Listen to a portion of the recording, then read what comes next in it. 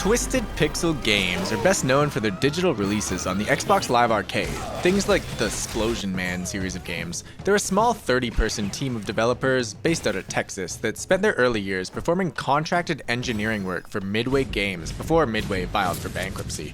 Fast forward to 2005, and the Xbox Live Arcade and WiiWare digital stores were beginning to take shape into more of what they are today. That's where Twisted Pixel shifted priorities and began exclusively developing their own original IPs for digital releases.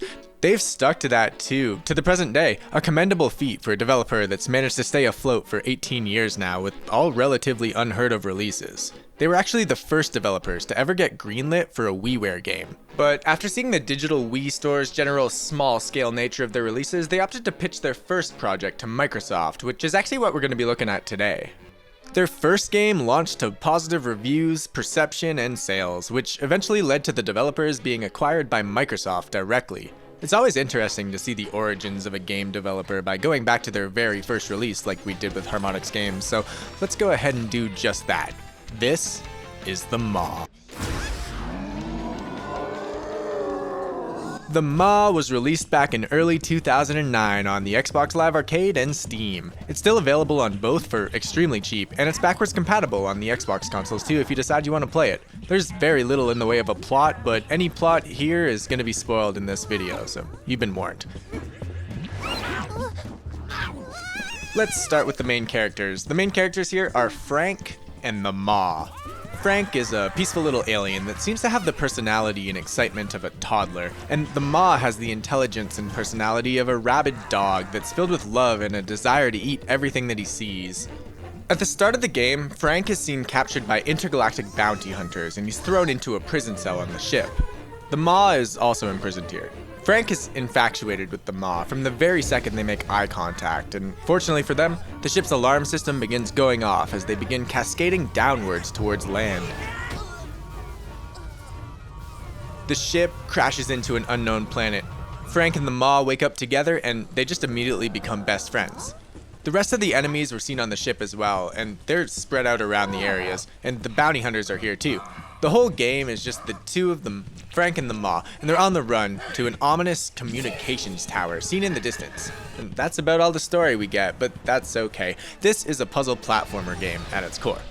Frank at the start steals one of the bounty hunter's leashes, and that's the only thing we're going to be using to solve puzzles as Frank throughout the game. Using the leash, you can lasso up enemies, bash them, or spin them around in circles to throw them. But what you'll mostly be doing is using the leash on the Maw. You're able to walk him like a dog to navigate through the areas and lead him to stunned enemies to eat and grow bigger, which can also give him new abilities. As you play, you get introduced to more and more enemy types that give you different abilities, and as a result, the puzzles get harder and more fun to figure out. I should make this really clear though, this isn't a combat game. There are combat sections, sure, but they play like this.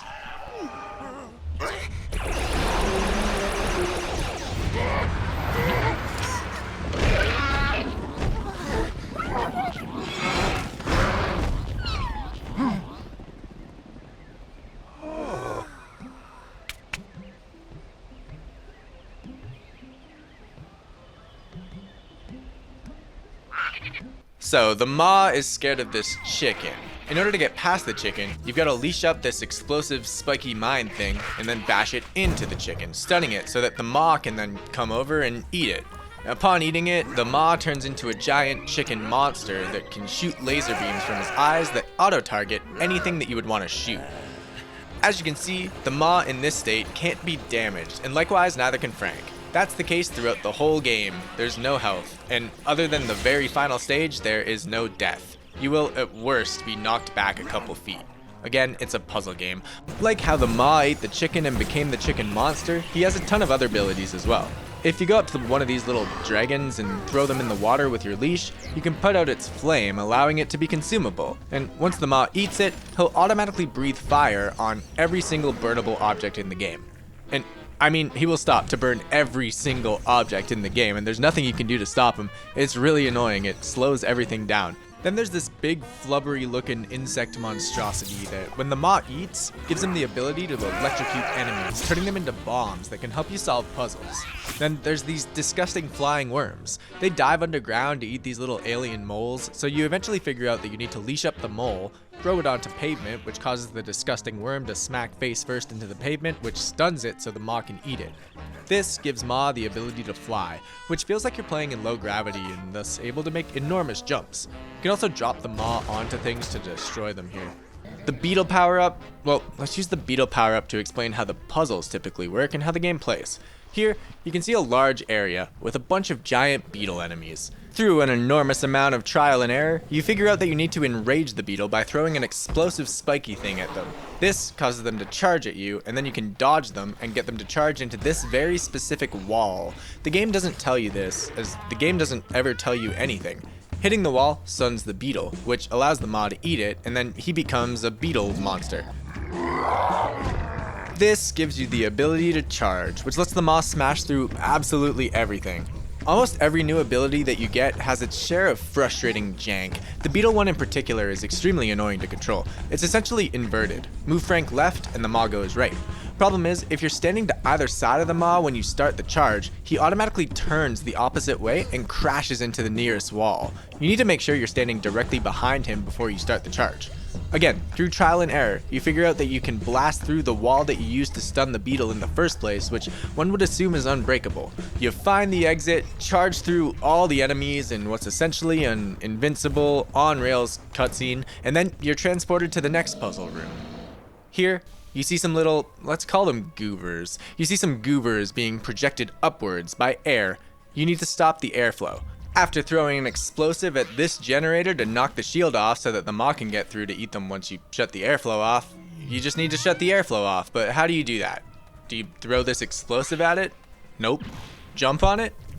Nope. Have the Maw sit on it? No. There's this breakable looking rock. Maw can't get through to it though. Maybe you throw the explosive at the rock?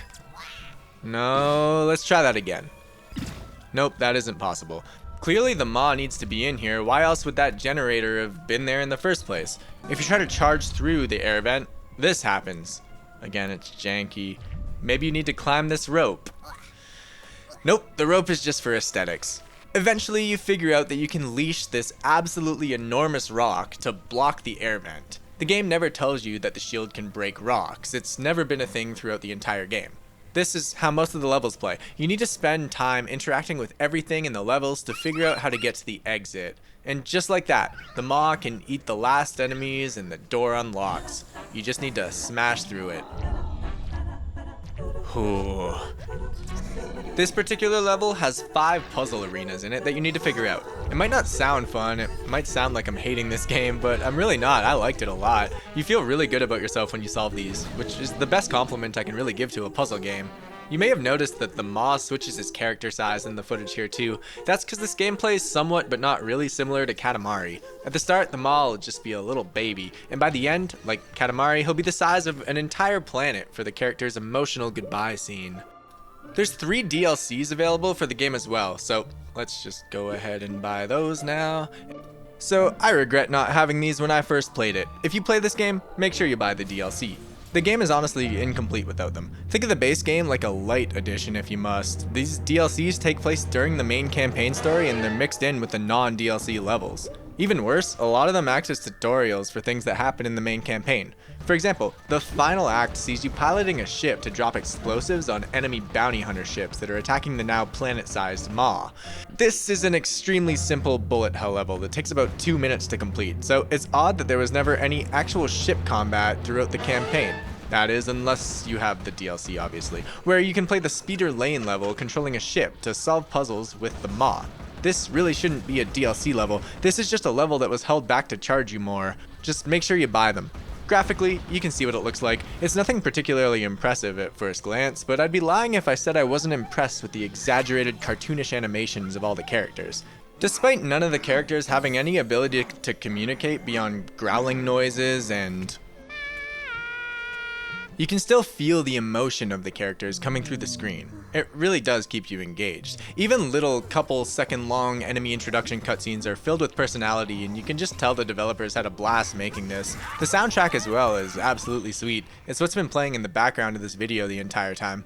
Overall, the Maw was a fun way to pass a couple hours. It's not brain melting, it's slow paced, and there's little to no story, but it's just a couple bucks and you'll rarely be bored while you're playing it. It's no wonder why the team at Twisted Pixel has continued to be successful throughout the years. After releasing a series of mostly fantastic cult hits on the Xbox Live Arcade, they've since been dropped by Microsoft and acquired by Meta to make games for the Quest. I'll be buying those up one day, and I'll certainly be playing more of the classics from the 2010s on the channel, so make sure you're subscribed if you want to see that. But that's all I got for the Maw.